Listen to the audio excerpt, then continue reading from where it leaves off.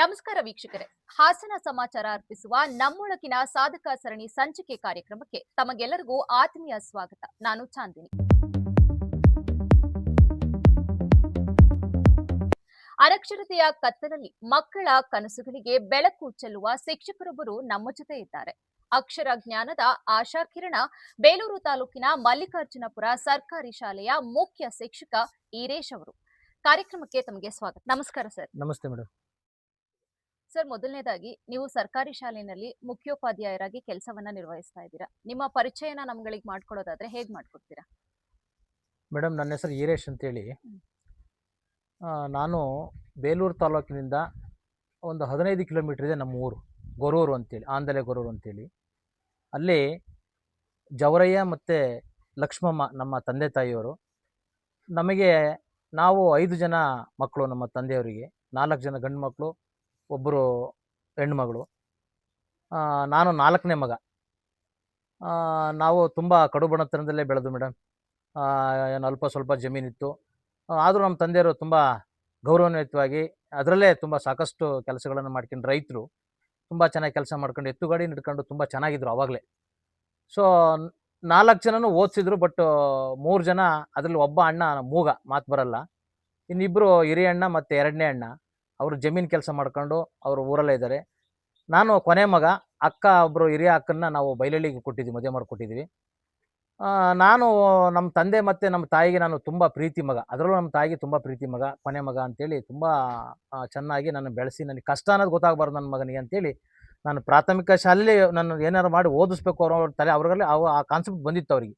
ನನ್ನ ಮಗನ ಇವನೊಬ್ಬನ ಏನಾರು ಮಾಡಿ ಚೆನ್ನಾಗಿ ಓದಿಸ್ಬೇಕು, ನಮ್ಮೂರಲ್ಲಿ ಏನಾರು ಒಂದು ಸ್ವಂತ ಉದ್ಯೋಗ ಕೊಡಿಸಿ ಮುಂದೆ ನಮ್ಮನ್ನೆಲ್ಲ ಸಾಕ್ಬೋದೇನೋ ಅನ್ನೋ ಒಂದು ಭರವಸೆ ಅವರಲ್ಲಿತ್ತು. ಸೊ ಹಾಗಾಗಿ ನನ್ನನ್ನು ನಾನು ಪ್ರಾಥಮಿಕ ಶಿಕ್ಷಣವನ್ನು ನಮ್ಮ ಊರು ಸಣ್ಣ ಹುಟ್ಟೂರಾದಂಥ ಗೊರೂರಿನಲ್ಲಿ 1ನೇ ತರಗತಿ ಅಡ್ಮಿಷನ್ ಮಾಡಿಸಿ, ನನಗೆ ಅವತ್ತು ಬಸವಲಿಂಗಪ್ಪ ಅಂತ ಶಿಕ್ಷಕರಿದ್ದರು ಮೇಡಮ್. ನನಗೆ 1ನೇ ತರಗತಿ ಅಡ್ಮಿಷನ್ ಮಾಡ್ಕೊಂಡ್ರು. ಆಮೇಲೆ ಅವ್ರು ಏನಪ್ಪ ಹೇಳಿದರು ಅಂದರೆ, ಅದ್ರ ಜೊತೆಗೆ ಇನ್ನೊಂದು ಮೇಡಮ್, 1ನೇ ತರಗತಿ ಆಯಿತು, 2ನೇ ತರಗತಿ ಬಂದಂಥ ಸಂದರ್ಭದಲ್ಲಿ ನಾನು ಚೆನ್ನಾಗಿ, ನನಗೆ ಗೊತ್ತಿತ್ತು ಮಾತುಕತೆ ಎಲ್ಲ ಮಾತಾಡೋರು ನನ್ನ ಜೊತೆ. ಕೂಲಿ ಮಠ ಇತ್ತು ಮೇಡಮ್ ನಮ್ಮೂರಲ್ಲಿ.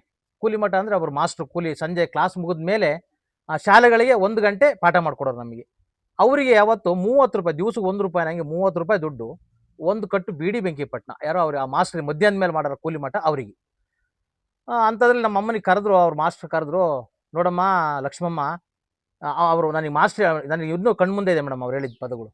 ಇವನಲ್ಲಿ ಸರಸ್ವತಿ ಪುತ್ರ ಇದ್ದಾನೆ, ಇವನು ಯಾವುದೇ ಕಾರಣಕ್ಕೂ ನಿಮ್ಗೆ ಏನೇ ಕಷ್ಟ ಬರಲಿ ಇವನನ್ನು ಶಾಲೆ ಬಿಡಿಸ್ಬೇಡಿ, ಕೂಲಿ ಕಳಿಸ್ಬೇಡಿ ಅಂತೇಳಿ ಒಂದು ಮಾತು ಹೇಳ್ಬಿಟ್ರು ಅವರಿಗೆ. ಅದು ನಮ್ಮ ಅಪ್ಪ ಅಮ್ಮನಿಗೆ ಅದು ಏನು ಅನ್ನಿಸ್ತೋ ಏನೋ, ಇಲ್ಲ ಸ್ವಾಮಿ, ನಾವು ಯಾವುದೇ ಕಾರಣಕ್ಕೂ ಇವನ್ನ ಸ್ಕೂಲಿಗೆ ಬಿಡಿಸಲ್ಲ, ಎಷ್ಟೇ ಕಷ್ಟ ಆಗಲಿ ಅವ್ನಿಗೆ ಏನು ಗೊತ್ತಾಗಬಾರ್ದು ಅನ್ನೋ ರೀತಿಲಿ ಅವ್ನು ತಗೊಂಡೋಗಿ ಸ್ಕೂಲಿಗೆ ಅಡ್ಮಿಷನ್ ಮಾಡಿಸ್ತೀವಿ, ನಾವು ಕಳಿಸಲ್ಲ, ಬಿಡಲ್ಲ ಯಾವುದೇ ಕಾರಣಕ್ಕೂ ಅಂತೇಳಿ ಅವತ್ತೇ ತೀರ್ಮಾನ ಆದರು. ಸೊ ಅವತ್ತು ಅಲ್ಲಿಂದ ಅವ್ರ ಮನಸ್ಸಲ್ಲಿ ಏನತ್ತೋ ಏನೋ ಗೊತ್ತಿಲ್ಲ ನನಗೆ. ನಾನು ಕೂಡ 1, 2, 3, 4 ದಾಟ್ತು. 5ಕ್ಕೆ ನಮ್ಮೂರು ಬಿಟ್ಟು ಹಾರೋಹಳ್ಳಿ ಅಂತಿದೆ ಮೇಡಮ್, ನಮ್ಮೂರು ಪಕ್ಕನೇ HPS ಇತ್ತು ಅಲ್ಲಿ, ಹಿರಿಯ ಪ್ರಾಥಮಿಕ ಪಾಠಶಾಲೆ. ಅಲ್ಲಿ ನಮ್ಮೂರಿಂದ 2 ಕಿಲೋಮೀಟರ್ ಆಗುತ್ತೆ ನಡ್ಕೊಂಡು. ನಮ್ಮೂರಿಂದ ಹುಡುಗರೆಲ್ಲ ನಾವೆಲ್ಲ ಒಟ್ಟೊಟ್ಟಿಗೆ ಹೋಗುವು.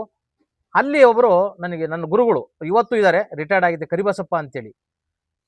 ನಾನು ಬಾಲ್ಯದಲ್ಲಿ ಪ್ರೈಮರಿ ಹಂತದಲ್ಲಿಂದಲೂ ಕೂಡ ಹಿರಿಯ ಪ್ರಾಥಮಿಕ ಶಾಲೆ ಬಂದಾಗಲೂ ಕೂಡ ಸ್ವಲ್ಪ ತುಂಟ, ಹೊಡೆದಾಟ, ಕಿತಾಪತಿ ಜಾಸ್ತಿ ನನಗೆ. ನಂದು ದಿವಸ ಜಗಳ ಆಡೋದು, ಈ ಥರ ನಮ್ಮ ಅಮ್ಮ ಬಂದು ತೀರ್ಮಾನ ಮಾಡೋದು ಇವೆಲ್ಲ ಇತ್ತು.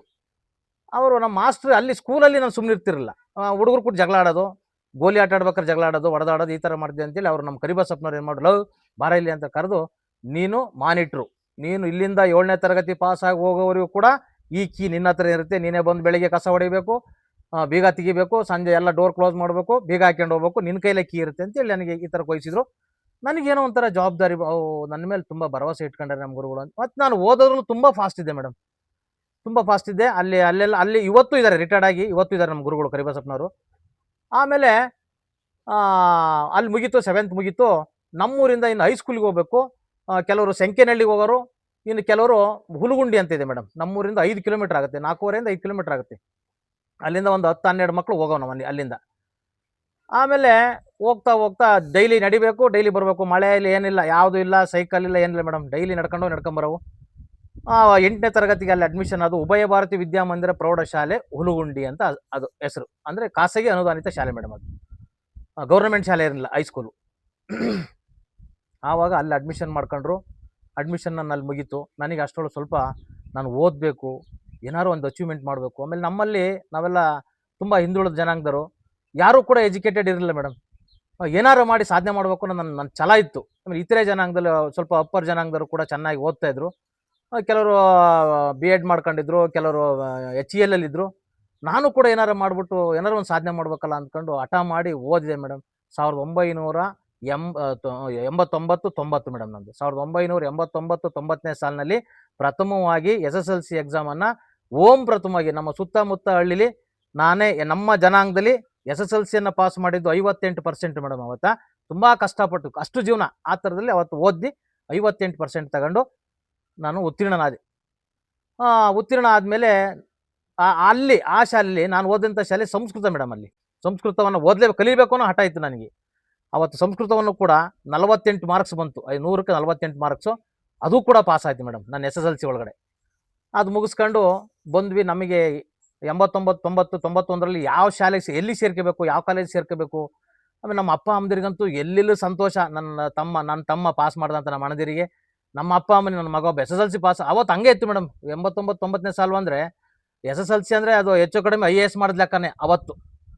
ಆಮೇಲೆ ಓದ್ವಿ, ಭಾರಿ ಸಂತೋಷ ಆಯಿತು. ಎಲ್ಲಿ ಸೇರಿಸೋದು ಅಂದರೆ ಯಾರನ್ನ ಕೇಳಿದ್ರೆ ಯಾರು ಹೇಳಲ್ಲ. ಇತರ ಜನಾಂಗದವ್ರು ಹೇಳಂಗಲ್ಲ, ಇವನು SSLC ಪಾಸ್ ಆಯ್ತಲ್ಲ ಇವನು ಅಂತ ಸ್ವಲ್ಪ ನಮ್ಮಲ್ಲೇ ಒಂಥರ ಇದು ಮಾಡೋರು. ಅಂತೂ ಹಾಸನ ಗೌರ್ಮೆಂಟ್ ಕಾಲೇಜ್ಗೆ ಯಾರೋ ಸ್ನೇಹಿತರೆಲ್ಲ ಸೇರ್ಕೊಂಡು ಗೌರ್ಮೆಂಟ್ ಕಾಲೇಜ್ಗೆ ಸೇರ್ಕೋಬೇಕು ಮೇಡಮ್. ಸೇರ್ಕೊಂಡು 90-91ನೇ ಸಾಲಿ ಪ್ರಥಮ PUCಗೆ ಸೇರ್ಕೊಂಡೆ. ನಮ್ಮೂರಿಂದ ಗಡಿಗೆ ಆಂದಲೆ ಗಡಿ ನಡಿಬೇಕು ಅಂದರೆ 6 ಕಿಲೋಮೀಟ್ರ್ ಆಗುತ್ತೆ ಮೇಡಮ್. 6 ಕಿಲೋಮೀಟ್ರ್ ಹೆಂಗಪ್ಪ ಇತ್ತು ಅಂದರೆ ಮಳೆಗಾಲದಲ್ಲಿ ನೀವು ನಂಬ್ತಿರೋ ಗೊತ್ತಿಲ್ಲ ಮೇಡಮ್. ಇವತ್ತಂತೂ ಚೆನ್ನಾಗಿದೆ ರಸ್ತೆಗಳೆಲ್ಲ. ನಾನು ಒಂದು ಪ್ಯಾಂಟು, ನಮ್ಮೇಲೆ ಅಯ್ಯೋ ನನ್ನ ಇತಿಹಾಸ ಹೇಳಕ್ಕೆ ಹೋದರೆ ಶೂ ಹಾಕಿ ತಿರ್ಗಾಡಂಗಿರಲ್ಲ ನಮ್ಮೂರಲ್ಲಿ. ನಾನು ಅವೆಲ್ಲ ಹೇಳ್ತೇನೆ ಮುಂದಕ್ಕೆ. ಹೋಗ್ಬೇಕು ಅಂದರೆ ನಮ್ಮ ಗದ್ದೆ ಹೇಳದಲ್ಲಿ ಮೇಡಮ್ ಎಲ್ಲ ಗದ್ದೆಗಳು, ಚರಂಡಿಗಳು, ನೀರೆಲ್ಲ ಹೋಗ್ತಾ ಇರುತ್ತೆ. ಪ್ಯಾಂಟ್ ಬಿಚ್ಕೊಂಡು, ಪ್ಯಾಂಟು ಬುಕ್ನು ಕೈಲಿ ಹೆಗಲ ಮೇಲೆ ಹಾಕ್ಕೊಂಡು, ಶರ್ಟ್ಗಳನ್ನೆಲ್ಲ ಹಿಂಗೆ ಎತ್ಕೊಂಡು ನಿಧಾನಕ್ಕೆ ಇಳಿದು ಮೇಲಕ್ಕೆ ಜಾರತ್ತೆ ಅಂತ ಹಿಡ್ಕೊಂಡು ಕಬ್ಬಿನ ಗದ್ದೆ ಆಮೇಲೆ ಭತ್ತದ ಇದನ್ನ ಹತ್ಕೊಂಡು ಹೋಗಿ ನಾನು ಮೇಲ್ಗಡೆಗೆ ಹತ್ತೋಗಿ ಆಂದಲೆ ಗಡಿಗೆ ಬರಬೇಕಾಯ್ತು ಮೇಡಮ್. ಇದೇ ಥರ ನಮಗೆ ಕೆಲಸಕ್ಕೆ ಸೇರಿ ಅಲ್ಲ ಸ್ಕೂಲಿಗೆ ಕಾಲೇಜ್ ಸೇರ್ಕೊಂಡು ಒಂದು 3-4 ತಿಂಗಳು 5 ತಿಂಗಳು ಆಗೋರಿಗೆ ನನಗೆ ಇದೇ ಸಮಸ್ಯೆ. ಯಾಕೆಂದರೆ ಹಾಸ್ಟೆಲ್ ಓಪನ್ ಆಗ್ತಿದ್ದೆ. ಕಾಲೇಜ್ ಓಪನ್ ಆಗಿ ಒಂದು 3 ತಿಂಗಳ ನಂತರ ಹಾಸ್ಟೆಲ್ಗಳು ಓಪನ್ ಆಗೋದು. ಆಮೇಲೆ ಅಂತೂ ಏನಾರು ಯಾರನ್ನ ಕೇಳ್ಕೊಂಡು ಹಾಸ್ಟೆಲಿಗೆ ಸೇರ್ಕೊಂಡು ಹಾಸ್ಟೆಲಿಗೆ ಸೇರ್ಕೊಂಡು ಹಾಸ್ಟೆಲ್ ಪ್ರಥಮ PUCಗೆ ಅಡ್ಮಿಷನ್ ಆದೆ.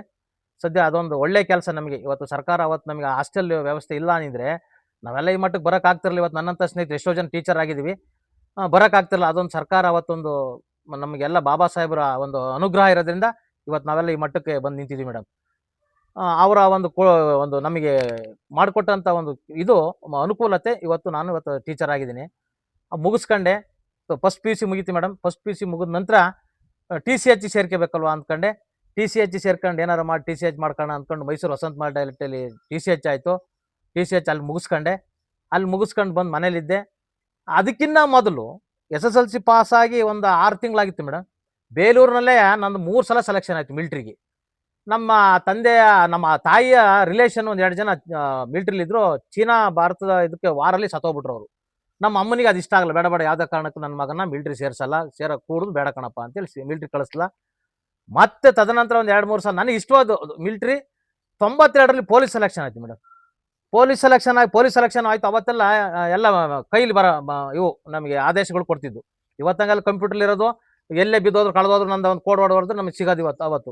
ಅವತ್ತು ಹರಿದೋಯ್ದನ್ನ ಈ ಥರದ್ದು ಒಂದು ಲೆಟ್ರ್ ಕೊಟ್ಟರೆ ಇವ್ನಿಗೆ ಕೆಲಸ ಸಿಕ್ಕಿತೆ ಅಂತೇಳಿ ಹೋದೆ. ಮನೆಗೆ ಹೋದೆ ನೋಡಪ್ಪ ನನಗೆ ಪೊಲೀಸ್ ಸೆಲೆಕ್ಷನ್ ಆಯ್ತು ಅಂತೇಳಿ ನಮ್ಮ ಅಮ್ಮನಿಗೆ ಕೊಟ್ಟೆ. ಒಂದು ಲೆಟ್ರ್ ಕೊಟ್ಟಿದ್ರು ನನಗೆ. ಆ ಲೆಟ್ರ್ ತಗೊಂಡೋಗಿ ದೇವ್ರ ಹತ್ರ ನಮ್ಮಲ್ಲಿ ಹಂಚಿನ ಮೇಲೆ ಗೂಡು ಇತ್ತು ಮೇಡಮ್. ಆ ಗೂಡಿಗೆ ಇಟ್ಟು ಹಳ್ಳೆಣ್ಣೆ ದೀಪ ಎಲ್ಲ ಇಟ್ಟು ಪೂಜೆ ಮಾಡೋ ಅಂಥದ್ದು.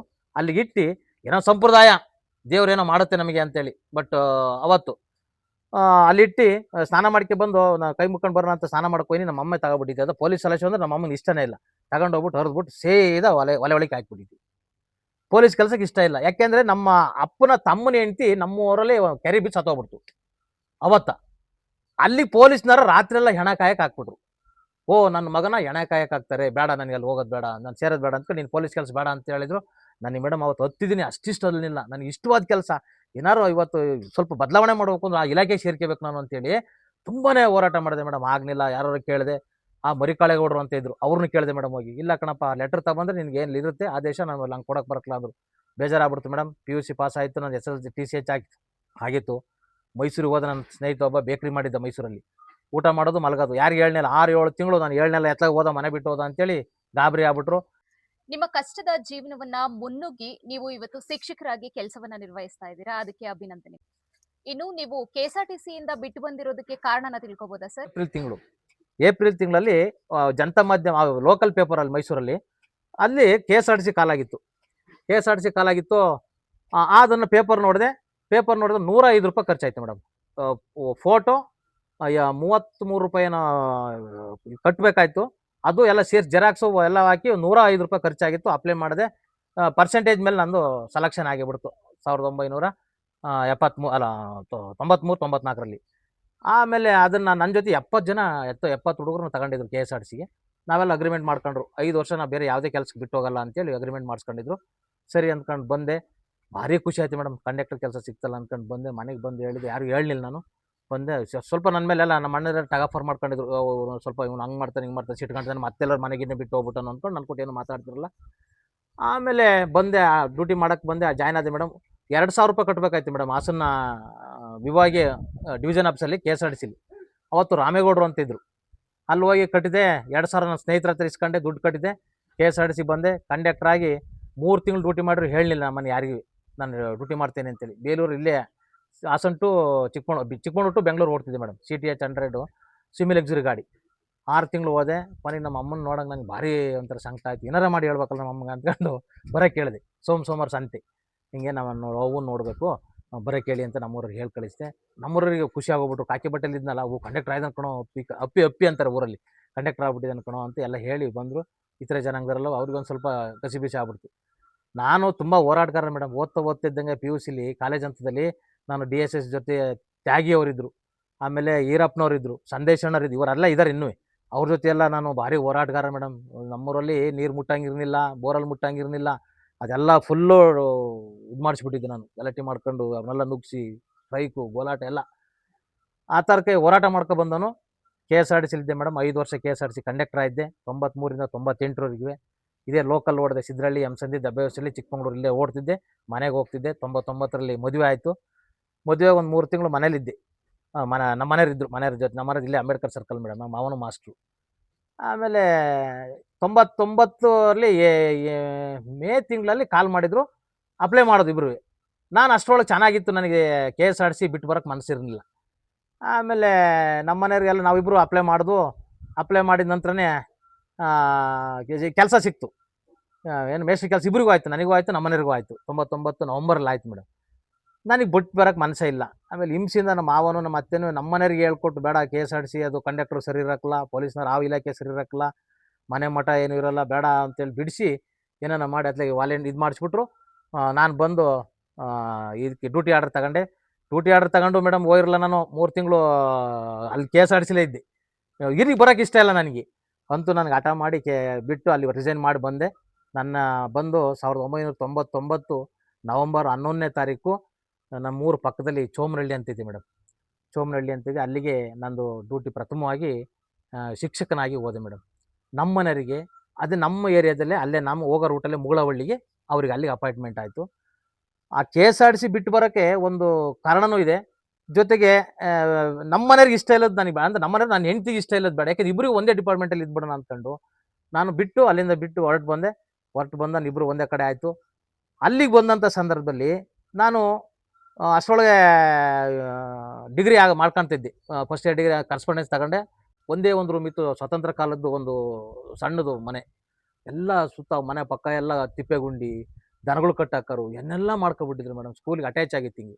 ನನ್ನ ಜೊತೆ ಇನ್ನೊಬ್ಬರು ಮಾಸ್ಟ್ರು ಸೋಮಶೇಖರ್ ಅಂತೇಳಿ, ಅವರು ಕೂಡ ಬಂದು ಇಬ್ಬರು ಒಟ್ಟಿಗೆ ಸೇರ್ಕೊಂಡು ಏನಾರ ಒಂದು ಅಚೀವ್ಮೆಂಟ್ ಮಾಡಬೇಕು ಅಂತೇಳಿ ಮೇಡಮ್. ಇಬ್ಬರೂ ನೀವು ನಂಬ್ತೀರಾ ಇಲ್ಲೋ ಗೊತ್ತಿಲ್ಲ, ಶರ್ಟ್ಗಳನ್ನ ಒಳಗಡೆ ಬಿಚ್ಚಿಟ್ಟು ಮಚ್ಚುಗಳಿಸ್ಕೊಂಡು ನಾವೆಲ್ಲ ಪ್ರತಿದಿನ 1000 ಹೋಗಿದ್ದು ಮೇಡಮ್ ಕ್ಲೀನ್ ಮಾಡೋವು. ಆಮೇಲೆ ಊರೆಲ್ಲ ಕರ್ಕೊಂಡು ಅಲ್ಲಿ ಮೊದಲು ಸ್ಕೂಲ್ ಬೆಟರ್ಮೆಂಟ್ ಕಮಿಟಿ ಅಂತ ಇತ್ತು, ಶಾಲಾಭಿವೃದ್ಧಿ ಸಮಿತಿ ಅಂತ ಇತ್ತು. ಈಗ ಬಿಡಿ SDMC ಅಂತ ಮಾಡಿದ್ದಾರೆ. ಅವತ್ತು ಏನು ಮಾಡಿರಪ್ಪ ಅಂದ್ರೆ ನಮಗೆಲ್ಲ ತುಂಬ ಸಹಕಾರ ಕೊಡೋರು ಮೇಡಮ್. ಇವತ್ತಿನಂಗಲ್ಲ, ಅವತ್ತು ಮಾಸ್ಟ್ರು ಅಂದ್ರೆ ಅಷ್ಟು ಗೌರವ ಇತ್ತು. ಸೊ ಅವ್ರು ನೋಡಿ ನನ್ನ ಬಸ್ಸಲ್ಲಿ, ನಾನು ಕಂಡಕ್ಟರ್ ಇದ್ನಲ್ಲಾಗ ನನ್ನ ಬಸ್ಸಿಗೆ 12ರಿಂದ 13 ಜನ ಬರೋರು ಮೇಡಮ್. 13 ಜನ ಬಂದರೆ ಅವ್ರು ನೋಡಿ ನನಗೆ ಏನೋ ಎಲ್ಲ ನಮಸ್ಕಾರ ನನಗೆ ನಮಸ್ಕಾರ ಅಂತಿರಲ್ಲ. ಕಂಡಕ್ಟರ್ ಏನಾರು ಅವ್ರನ್ನೆಲ್ಲವ ಸರ್ ನಮಸ್ಕಾರ, ಸರ್ ನಮಸ್ಕಾರ ನನಗೆ ಇಷ್ಟು ಗೌರವ ಇದೆಯಲ್ಲ, ನಾನು ಏನಾರು ಇತ್ತು ಈ ಕೆಲಸನೇ ಬೇಡ ನನಗೆ, ನನಗೂ ಶಿಕ್ಷಕನಾದ್ರೆ ತುಂಬ ಚೆನ್ನಾಗಿರುತ್ತಲ್ವ ಅಂದ್ಕೊಂಡು ಅವ್ರಿಗೆಲ್ಲ ಹೇಳ್ತಿದ್ದೆ, ನಾನು ಬಿಟ್ಟು ಬಂದ್ಬಿಡ್ತೀನಿ ಕಂಡ್ರೆ ಮರ್ಯ, ನಾನು ಮೇಸ್ಟ್ರಿ ಕೆಲಸಕ್ಕೆ ಬಂದ್ಬಿಡ್ತೀನಿ, ನಾನು ಸ್ವಲ್ಪ ದಿವಸ ಅಂತ ಹೇಳ್ತಿದ್ದೆ. ಬಂದಾಯ್ತು ಮೇಡಮ್, ನಿಜವಲ್ಲೂ ನಂದು ಒಂದು ಎಂಥ ಒಂದು ಒಳ್ಳೆ ಕೆಲಸಕ್ಕೆ ಬಂದೆ ಅಂತೇಳಿ ನನಗೆ ಅನುಭವ ಹೆಂಗಾಯ್ತು ಅಂದರೆ, ಆ ಮಕ್ಕಳು ಬೆಳಗ್ಗೆ ಸ್ಟಾರ್ಟಿಂಗ್ ಹೋದ ತಕ್ಷಣ ಎಲ್ಲರೂ ಪರಿಚಯ ಮಾಡ್ಕೊಂಡು ನಮಸ್ಕಾರ ಸಾರ್ ಅಂದು, ಆ ಒಂದು ಪ್ರೀತಿ ಇತ್ತಲ್ಲ ಮಕ್ಕಳದು, ನಾನು ನಮ್ಮ ಸರ್ಗಳಿಗೆ ನಮಸ್ಕಾರ ಹೊಡಿತಿದ್ನಲ್ಲ, ಅದು ಅಷ್ಟು ನೆನಪಾಗ್ಬಿಡ್ತು. ಆಮೇಲೆ ಏನಾರ ಒಂದು ಮಾಡಬೇಕು, ಬಡವ್ರ ಮಕ್ಕಳಿದ್ದಾವೆ, ಅವ್ರಿಗೆ ಏನಾರ ಒಂದು ಒಳ್ಳೆ ರೀತಿ ಮಾಡಿದರೆ ಒಂದು ಅನುಕೂಲ ಆಗುತ್ತೆ ಅಂತೇಳಿ ನಾನು ಪ್ರತಿನಿತ್ಯ ಮೇಡಮ್, ನಾನು ಏನಾದ್ರು ತಿಂಡಿ ಅಥವಾ ಮತ್ತೊಂದು ಏನಾದ್ರು ತಗೊಂಡು ಹೋದ್ರೆ ಮಕ್ಕಳ ಜೊತೆ ಹೆಂಚ್ಕೊಂಡು ತಿಂತಿದ್ದೆ. ಅಲ್ಲಿ ಅವತ್ತೇ ಬಂದ್ಬಿಡ್ತು ನನಗೆ ಆ ಭಾವನೆ. ಆಮೇಲೆ 2002-3ರಲ್ಲಿ ಬಿಸಿ ಊಟ ಸ್ಟಾರ್ಟ್ ಆಯಿತು. ಬಿಸಿ ಊಟ ಸ್ಟಾರ್ಟ್ ಆದಮೇಲೆ ಆ ಮಕ್ಕಳಿಗೆ ಒಳ್ಳೊಳ್ಳೆ ತರಕಾರಿ ಡೈಲಿ ತಗೊಂಡು ಹೋಗ್ತಿದ್ದೆ ಮೇಡಮ್. ತರಕಾರಿ ನಾನು 2 ಸಂಸಾರ ಅಂತ ನಾನೇ ಹೇಳ್ತಿದ್ದೆ, ಒಂದು ಮನೆ ಸಂಸಾರ, ಒಂದು ಸ್ಕೂಲು ಅಂತ. ಅಂದರೆ ಪ್ರತಿಯೊಂದು ತಗೊಂಡು ಹೋಗ್ತಿದ್ದೆ ಮಕ್ಕಳಿಗೆ, ಬಡವ್ರ ಮಕ್ಕಳು. ಆಮೇಲೆ ಸ್ಕೂಲಿಂದ ಏನೇ ಬಂದರೂ, ಏನೇ ಮಾಡಬೇಕಾದ್ರೂ, ಸರ್ಕಾರದಿಂದ ಏನೇ ಬಂದರೂ ಅವ್ಕೆ ಮಕ್ಕಳಿಗೆ ಸವಲತ್ತನ್ನು ಕೊಡಬೇಕು ಅಂತೇಳಿ ಹೋರಾಟ ಮಾಡಿ ಮೇಡಮ್ 2002-3ರಲ್ಲಿ ನಾನು ಚುನಾವಣೆ ನಿಂತ್ಕೊಂಡೆ, ಶಿಕ್ಷಕರ ಸಂಘದ ಚುನಾವಣೆಗೆ. ಜಸ್ಟ್ ಒಂದು 13-14 ಓಟಲ್ಲೇ ಸೋತೆ ನಾನು 2003ರಲ್ಲಿ. ಆಮೇಲೆ ಅಷ್ಟರೊಳಗೆ ನಾನು ತುಂಬ ಪರಿಚಯ ಆದೆ, ತಾಲೂಕಿಗೆ ಪರಿಚಯ ಆಗ್ಬಿಟ್ಟೆ, ಎಲ್ಲ ಟೀಚರ್ಸಿಗೆ ಪರಿಚಯ ಆದೆ, ಅಧಿಕಾರಿಗಳಿಗೆಲ್ಲ ಪರಿಚಯ ಆದೆ ಮೇಡಮ್. ಆವಾಗೇನಾಯಿತು, BRC ಅಂತೇಳಿ ಬಂದರು ಮೇಡಮ್, ನಮ್ಮ BRC ಸೆಂಟ್ರಲ್ಲಿ ಅಧಿಕಾರಿಯಾಗಿ ಬಂದರು, ಸಾಮಾನ್ಯ ಅಧಿಕಾರಿ ಅಂತೇಳಿ. ಸೊ ಅವ್ರು ಬಂದಂಥ ಸಂದರ್ಭದಲ್ಲಿ ನಾನು ಅವ್ರ ಜೊತೆ ಮಾತಾಡಿ, ಅವ್ರು ಬೇಲೂರು ತಾಲೂಕಿನವ್ರೆ, ಚಿಕ್ಕಮ್ಮನಹಳ್ಳಿಯವ್ರೆ ಮೇಡಮ್. ಅವ್ರ ತಕ್ಕ ಹೋಗಿ, ಸರ್ ಹಿಂಗೆ ದಯಮಾಡಿ ನಮಗೆ 39 ಮಕ್ಕಳಿದ್ದಾವೆ, ಒಂದೇ ಒಂದು ರೂಮ್ ಇದೆ, 2 ಟೀಚರ್ ಇದ್ದೀವಿ, ದಯಮಾಡಿ ಒಂದು ರೂಮ್ನ ಹಾಕ್ಕೊಡಿ ಸರ್ ಅಂತ ಕೇಳಿದೆ.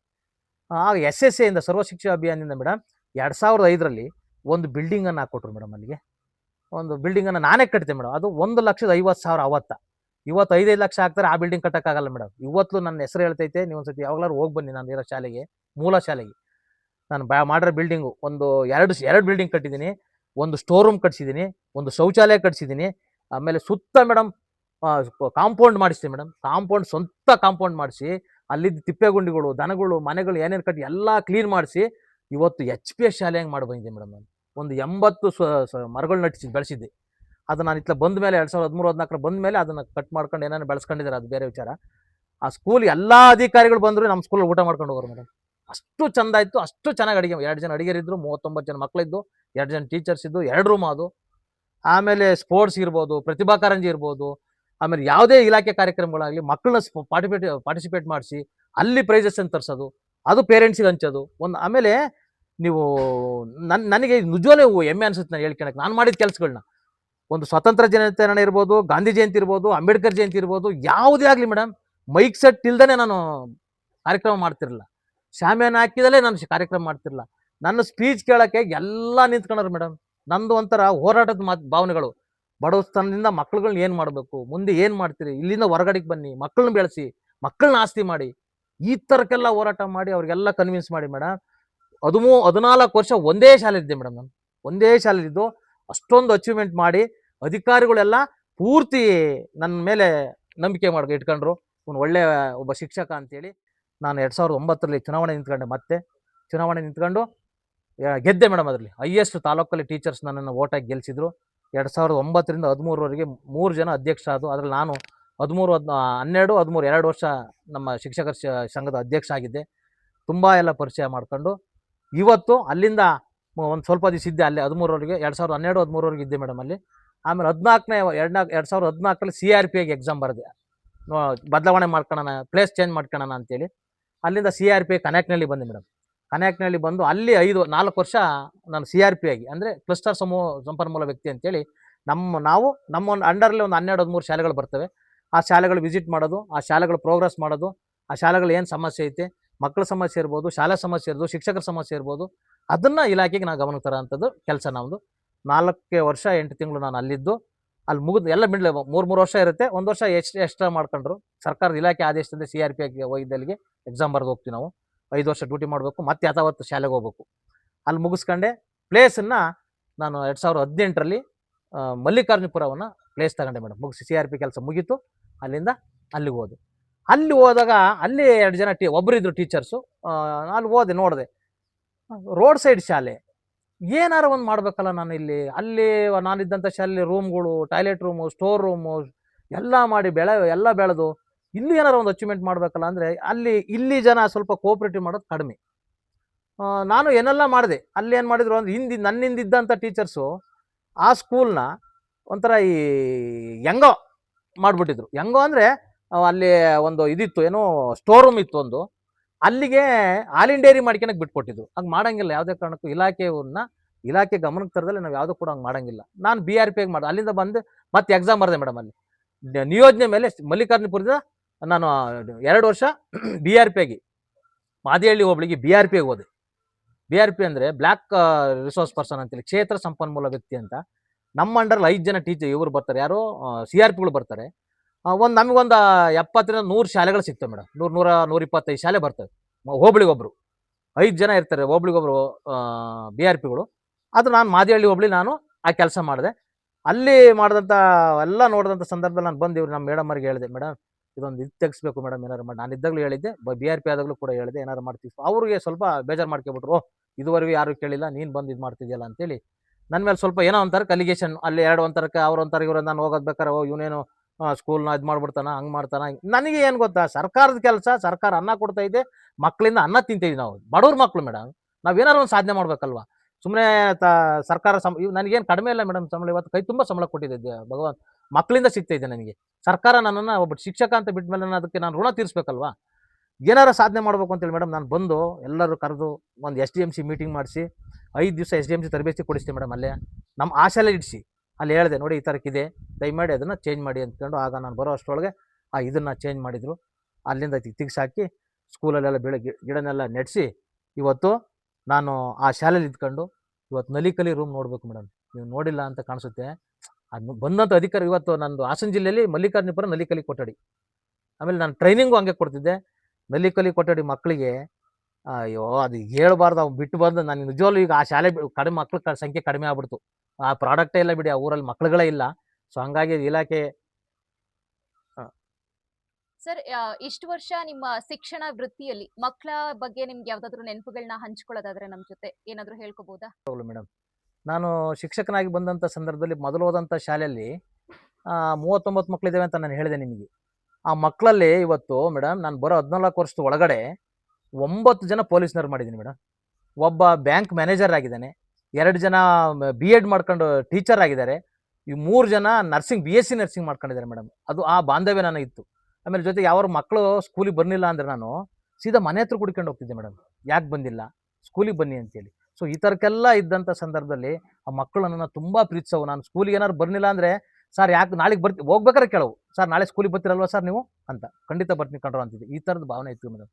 ಅದಂತರ ಈಗ ನಾನು ಇಲ್ಲಿ ಮಲ್ಲಿಕಾರ್ಜುನಪುರದಲ್ಲಿ ನೀವು ನಲಿಕಲಿ ಅಂತ ಹೇಳಿದ್ನಲ್ಲ, ನನ್ನ ಮಕ್ಕಳ ಜೊತೆ ಕೂತ ಊಟ ಮಾಡೋದು, ಏನಾರು ತಂದ್ರೆ ಹಂಚ್ಕೊಂಡು ತಿನ್ನೋದು, ಆಮೇಲೆ ನನ್ನ ತಟ್ಟೆ ತೊಳೆಯೋಕ್ಕೆ ಬಿಡ್ತಿರಲಿಲ್ಲ ಮೇಡಮ್ ಮಕ್ಕಳು.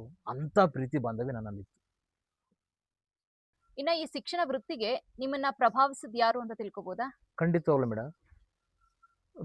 ಪ್ರಭಾವಿಸಿದ್ದು ಅನ್ನೋದಕ್ಕಿಂತ ಹೆಚ್ಚಾಗಿ ಈ ನಾವೆಲ್ಲ ಇವತ್ತು ಭೂಮಿ ಮೇಲೆ ಏನಾದ್ರು ಒಂದು ಒಳ್ಳೆ ಕೆಲಸ ಮಾಡ್ತೀವಿ ಅಂದ್ರೆ ಶಿಕ್ಷಕ ವೃತ್ತಿ ಮೇಡಮ್. ಅಷ್ಟು ಗೌರವವಾದಂಥ ಹುದ್ದೆ. ಆ ವೃತ್ತಿಯನ್ನು ನಾವು ಮಕ್ಕಳಿಗೆ ಹಂಚಿದಾಗ, ನನ್ನಂಥ ಮಕ್ಕಳು, ನನ್ನಲ್ಲಿರ್ತಕ್ಕಂಥ ವಿದ್ಯೆಯನ್ನು ಆ ಮಕ್ಕಳಿಗೆ ಹಂಚಿದಾಗ ಅವು ಕೂಡ ಈ ಸಮಾಜವನ್ನು ಬದಲಾವಣೆ ಮಾಡ್ತವೆ.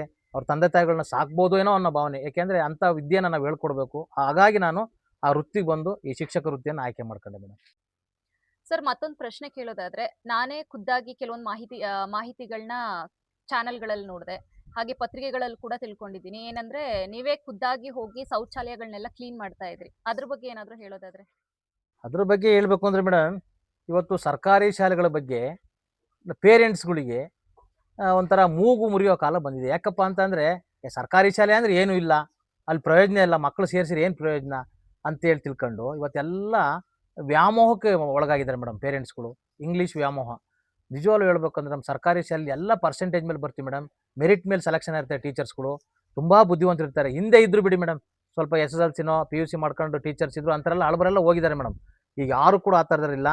ಇವತ್ತು ಸರ್ಕಾರಿ ಶಾಲೆ ನಮ್ಮ ಮನೆ ಹಂಗೆ, ನಮ್ಮ ಮನೆ ಮಕ್ಕಳು ಅವು, ನನ್ನ ಮಕ್ಕಳು ಅಂತ ನಾನು ಹೇಳ್ಕೊಳೋದು ಹೆಂಗೆ ಹೇಳ್ತೀನೋ ಅವೆಲ್ಲ ನಮ್ಮ ಮಕ್ಕಳು ಅನ್ನೋ ಭಾವನೆ ಇಟ್ಕೊಂಡು ನಾವು ಸರ್ಕಾರಿ ಶಾಲೆಯಲ್ಲಿ ವರ್ಕ್ ಮಾಡಿದ್ದೇ ಆದರೆ ಇವತ್ತು ಸರ್ಕಾರಿ ಶಾಲೆಗಳು ಸಬಲೀಕರಣ ಆಗೇ ಆಗುತ್ತೆ ಮೇಡಮ್. ಉನ್ನತವಾಗೂ ಆಗ್ತವೆ. ಪೋಷಕರನ್ನ ನಾವು ಓಲೈಕೆ ಮಾಡ್ಕೊಂಡು ಅಲ್ಲಿ ಸರ್ಕಾರ ಕೊಡೋಂಥ ಸವಲತ್ತನ್ನು ಬಳಸ್ಕೊಂಡು ನಾವು ಕೆಲಸ ಮಾಡಿದ್ದೇ ಆದರೆ ಶೌಚಾಲಯ ಇರ್ಬೋದು, ಗ್ರಂಥಾಲಯ ಇರ್ಬೋದು, ಬಿಸಿ ಊಟ ಇರ್ಬೋದು, ಹಾಲು ಇರ್ಬೋದು, ಇದೆಲ್ಲ ನಾವು ಬಳಸ್ಕೊಂಡು ನಾವು ಸರ್ಕಾರಿ ಶಾಲೆ ಪರಿಪೂರ್ಣವಾಗಿ ನಾವು ಮಾಡಿಕೊಟ್ರೆ ಸರ್ಕಾರಿ ಶಾಲೆಗಳು ಖಂಡಿತ ಉದ್ಧಾರ ಆಗ್ತವೆ ಮೇಡಮ್. ಇನ್ನ ನೋಡೋದಾದ್ರೆ ಸರ್ಕಾರಿ ಶಾಲೆಗಳು ಮುಚ್ಚುವಂತ ಹಂತನ ಬಂದ್ ತಲುಪಿದೆ. ನಿಮ್ ಕಡೆಯಿಂದ ಸರ್ಕಾರಕ್ಕಾಗ್ಲಿ ಅಥವಾ ಪೋಷಕರಿಗಾಗ್ಲಿ ಏನಾದ್ರು ಹೇಳೋದಾದ್ರೆ ಏನ್ ಹೇಳೋಕ್ ಇಷ್ಟ? ಖಂಡಿತ ಮೇಡಮ್. ನಾನು ನಿಮ್ಮ ವಾಹಿನಿ ಮುಖಾಂತರ ಕೈ ಮುಗಿದು ಕೇಳ್ಕೊಳ್ತೀನಿ ಏನಪ್ಪ ಅಂತಂದರೆ, ದಯಮಾಡಿ ನೀವೆಲ್ಲರೂ ಕೂಡ ಬುದ್ಧಿವಂತಿದ್ದೀರಾ ಪೋಷಕರುಗಳು, ಆಯಾ SDM ಸರ್ಗಳು, ದಯಮಾಡಿ ಸರ್ಕಾರಿ ಶಾಲೆಯನ್ನು ಉಳಿಸಿ. ಪ್ರತಿಯೊಂದು ಗಂಡಿನ ಯಶಸ್ಸಿನ ಹಿಂದೆ ಒಬ್ಳು ಹೆಣ್ಣಿರ್ತಾಳೆ ಅಂತ ನಾವು ಸಾಮಾನ್ಯವಾಗಿ ಕೇಳಿರುವಂತದ್ದು. ಹಾಗಾದ್ರೆ ನಿಮ್ಮ ಈ ಒಂದು ಯಶಸ್ಸು ಹಾಗೆ ನಿಮ್ಮ ಈ ಒಂದು ಶಿಕ್ಷಕ ವೃತ್ತಿಗೆ ನಿಮ್ಮ ಮನೆಯವರ ಸಪೋರ್ಟ್ ಹೇಗಿದೆ ಅಂತ ತಿಳ್ಕೊಬೋದಾ? ಖಂಡಿತವಾಗ್ಲೂ ಮೇಡಮ್. ನಾನು ಈ ಹಿಂದೆ ನೀವು ಕೇಳಿದಂಥ ಸಂದರ್ಭದಲ್ಲೇ ಹೇಳಿದೆ, ನಾನು KSRTC ಬಿಟ್ಟು ಬರೋಕ್ಕೆ ಕಾರಣವೂ ನಮ್ಮ ಮನೆಯವರು, ನನ್ನ ಹೆಂಡತಿ. ಅವರು ಸರ್ವಮಂಗಳ ಅಂತೇಳಿ, ಅವರು ಕೂಡ ಶಿಕ್ಷಕರಿದ್ದಾರೆ. ಅವರು ಏನಪ್ಪ ಹೇಳಿದರು ಅಂದರೆ, ಆ ಇಲಾಖೆ ಬೇಡ, ಇಲ್ಲಿ ಬಂದು ಮಕ್ಕಳ ಜೊತೆ ಇರಿ, ನಾವೆಲ್ಲ ಒಟ್ಟಿಗೆ ಇರ್ಬೋದು, ಒಂದು ಕುಟುಂಬ ಸಂಸಾರ ಏನೇ ಒಂದು ಕೆಲಸ ಕಾರ್ಯಗಳು ಮಾಡೋಕ್ಕೆ ಹೋಗೋಕ್ಕೆ ಬರೋಕ್ಕೆ ಒಂದು ಕಷ್ಟ ಸುಖಕ್ಕೆ ಆಗಲ್ಲ ಅದು KSRTC, ಇಲ್ಲಿದ್ದರೆ ಒಟ್ಟಿಗೆ ಬರ್ಬೋದು, ಏನಾದರೂ ಕೂಡ ಸಾಧನೆ ಮಾಡ್ಬೋದು, ಒಂದು ಎಲ್ಲದಕ್ಕೂ ಒಳ್ಳೇದಾಗುತ್ತೆ, ಮಕ್ಕಳು ಎಜುಕೇಷನ್ಗೆ ಆಗಲಿ ಮತ್ತೊಂದಕ್ಕೆ ಆಗಲಿ. ಇವತ್ತು ಮೇಡಮ್ ನಿಜವಾಗ್ಲೂ ನಾನು KSRTC ಇದ್ದರೆ ನನ್ನ ಮಕ್ಕಳಿಗೆ ಅಷ್ಟೊಂದು, ನನಗೆ 2 ಜನ ಹೆಣ್ಣು ಮಕ್ಕಳು ಮೇಡಮ್. ದೊಡ್ಡ ಮಗಳು ತನ್ಮಯ, 2ನೇ ಮಗಳು ಬಿಂಬನ ಅಂತೇಳಿ. ದೊಡ್ಡ ಮಗಳು ಇವತ್ತು MBBS ಮುಗಿದು MDಗೆ ಕೋಚಿಂಗ್ ಕಳಿಸಿದ್ದೀನಿ ಮೇಡಮ್. ಸೊ ನಾನು ಶಿಕ್ಷಕನಾಗಿ ನನಗೆ ಹೆಮ್ಮೆ ಇದೆ, ನಾನು ಶಿಕ್ಷಕನಾಗಿ ಬಂದಿದ್ದಕ್ಕೆ ಸಾರ್ಥಕ ಆಯಿತು ನನ್ನ ಜನ್ಮ ಅಂತೇಳಿ. ಏಕೆಂದರೆ ಇನ್ನೊಬ್ಬ ಮಗಳು B.Pharm, ಅವಳು ಕೂಡ ಮೆಡಿಸಿನ್ಸ್ ಬಗ್ಗೆನೇ ಇದ್ದಾಳೆ, ಜಸ್ಟಲ್ಲಿ ಮಿಸ್ ಆಯಿತು ಅವಳಿಗೂ ಮೆಡಿಕಲ್ ಸೀಟು. ಹಂಗಾಗಿ ನಾನು ಈ ಶಿಕ್ಷಕ ವೃತ್ತಿ ಬರೋ ಕಾರಣ ನನ್ನ ಹೆಂಡತಿ, ಅವಳ ಸಹಕಾರ ಇದೆಯಲ್ಲ, ನಾನು ಏನೂ ನನ್ನನ್ನು ಕೇಳಲ್ಲ, ಪ್ರಶ್ನೆ ಮಾಡಲ್ಲ, ಇಂಥದನ್ನು ಮಾಡಿ ಇಂಥದ್ದು ಬಿಡಿ ಅಂತ ಹೇಳಲ್ಲ. ಸೊ ಅವಳು ನನ್ನ ಬೆನ್ನಿಂದೆ ನಿಂತ್ಕೊಂಡು ನನಗೆ ತುಂಬ ಸಪೋರ್ಟ್ ಮಾಡ್ಕೊಂಡು ಬಂದು ಇವತ್ತು ನನಗೆ 27ನೇ ವರ್ಷ ರನ್ನಿಂಗು ಮೇಡಮ್. ಶಿಕ್ಷಕ ವೃತ್ತಿಗೆ ಬಂದು 27 ವರ್ಷ ನಡೀತಾ ಇದೆ. ತುಂಬ ಅನ್ಯೋನ್ಯವಾಗಿದ್ದೀವಿ, ನನ್ನ ಮಕ್ಕಳು ಕೂಡ ತುಂಬ ಚೆನ್ನಾಗಿದ್ದಾರೆ ಮೇಡಮ್. ಹಾಗಾಗಿ ನನ್ನ ಹೆಂಡತಿ ನನಗೆ ಕಾರಣ. ನಾನು ಚೆನ್ನಾಗಿ ಆರೋಗ್ಯ ಚೆನ್ನಾಗಿ ಇಟ್ಕೊಂಡಿದ್ದೀನಿ. ಇವತ್ತು 53 ವರ್ಷ ನನಗೆ. ನನ್ನ ಸ್ನೇಹಿತರು ನಗಾಡ್ತಾರಲ್ಲೋ, ನಿನ್ನ ಮಗಳು ನೋಡ್ರೆ ಅಷ್ಟು ದೊಡ್ಡವಳಿದ್ದಾಳೆ, ನೀನು 53 ಅಂತೀಯಲ್ಲ ಅಂತ. ಏನಿಲ್ಲ, ನಾನು ಅದಕ್ಕೆ ಕಾರಣ ನನ್ನ ಹೆಂಡತಿಗೆ ಯಾವುದೇ ಸಮಸ್ಯೆ ಕೊಡಲ್ಲ, ತೊಂದರೆ ಕೊಡಲ್ಲ. ಕೆಲವು ಕಡೆ ಜಂಜಾಟ ಕೊಟ್ಟಾಗ ಯೋಚನೆಗಳು ಸ್ಟಾರ್ಟ್ ಆಗ್ಬಿಡ್ತವೆ ಅಂತ ಹೆಂಡತಿ ನನಗೆ ಮೇಡಮ್. ಇನ್ನ ದೊಡ್ಡ ಮಗಳು ಡಾಕ್ಟರ್ ಮಾಡಿಸ್ತಾ ಇದ್ದೀನಿ ಅಂತ ಹೇಳಿದ್ರಿ. ಯಾಕೆ ನೀವು ಅವ್ರನ್ನ ಆ ಫೀಲ್ಡಿಗೆ ಕಳಿಸ್ಬೇಕು ಅಂತ ಇಷ್ಟಪಟ್ರಿ? ಯಾಕಂದ್ರೆ ಈಗ DC ಮಕ್ಕಳೆಲ್ಲ DCನೇ ಆಗ್ತಾರೆ, ಶಿಕ್ಷಕರ ಮಕ್ಕಳು ಶಿಕ್ಷಕರೇ ಆಗ್ತಾರೆ, IPS ಆಫೀಸರ್ಗಳ ಮಕ್ಕಳು ಅದೇ ಫೀಲ್ಡಲ್ಲಿ ಹೋಗ್ತಾರೆ. ಈ ಅಪ್ಪ ಅಮ್ಮಂದ್ರೆ ಏನೇನ್ ಮಾಡಿರ್ತಾರೆ ಅದೇ ಫೀಲ್ಡಲ್ಲಿ ಮಕ್ಕಳನ್ನ ಕಳ್ಸೋದಕ್ಕೆ ಇಷ್ಟಪಡ್ತಾರೆ. ನೀವು ನಿಮ್ಮ ಒಂದು ಫೀಲ್ಡ್ನ ಬಿಟ್ಟು ಡಾಕ್ಟರ್ ಫೀಲ್ಡಿಗೆ ಕಳಿಸ್ಬೇಕು ಅಂತ ಇಬ್ರು ಮಕ್ಕಳನ್ನ ಯಾಕೆ ಆಸೆ ಪಟ್ರಿ? ಮೇಡಮ್, ಇದಕ್ಕೊಂದು ಜೋಗಕ್ಕೆ ತಗೊಳ್ಳಿ ದಯಮಾಡಿ. ಒಂದು ಗಾದೆ ಹೇಳೋರು ಮೇಡಮ್. ಏನು ಹೇಳೋರಪ್ಪ ಅಂದರೆ, ಮೇಷ್ಟ್ರು ಮಕ್ಕಳು ದಡ್ರು, ಪೊಲೀಸ್ನವ್ರ ಮಕ್ಕಳು ಕಳ್ಳರು. ಅದು ಸಾಮಾನ್ಯ, ಸುಮ್ಮನೆ ಇದು ತಮಾಷೆಗೆ ಹೇಳಿದ್ರೋ ಏನೋ ಒಟ್ಟಿಗೆ ಗೊತ್ತಿಲ್ಲ, ಇವತ್ತೂ ಇದೆ ಅದು, ಆ ಗಾದೆ ಇವತ್ತೂ ಇದೆ. ಅದು ಎಲ್ಲ ಸುಳ್ಳು ಮೇಡಮ್. ಅವೆಲ್ಲ ಸುಮ್ಮನೆ ಏನೋ ಅವರು ಮಾತಾಡೋಕ್ಕೆ ಮಾಡ್ಕೊಂಡಿದ್ದಾರೆ. ಆದರೆ ಇವತ್ತು ಎಲ್ಲರ ಮಕ್ಕಳು, ಪೊಲೀಸ್ ಇರ್ಬೋದು, ಶಿಕ್ಷಕರು ಇರ್ಬೋದು, ಅಥವಾ ಇನ್ನೊಂದು ಇಲಾಖೆ ಇರ್ಬೋದು, ಎಲ್ಲರ ಮಕ್ಕಳು ತುಂಬ ಚೆನ್ನಾಗಿ ಓದ್ತಿರ್ತವೆ. ನನ್ನ ಮಗಳದೊಂದು ಕನಸಿತ್ತು. ಏನಪ್ಪ ಅಂತಂದರೆ, ಅವಳು ಓದ್ತಾ ಇರ್ಬೇಕಾದ್ರೆ ಹೇಳೋಳು, ಅಪ್ಪ ನಾನು ಡಾಕ್ಟರ್ ಆಗ್ಬೇಕಣಪ್ಪ ಅಂತ.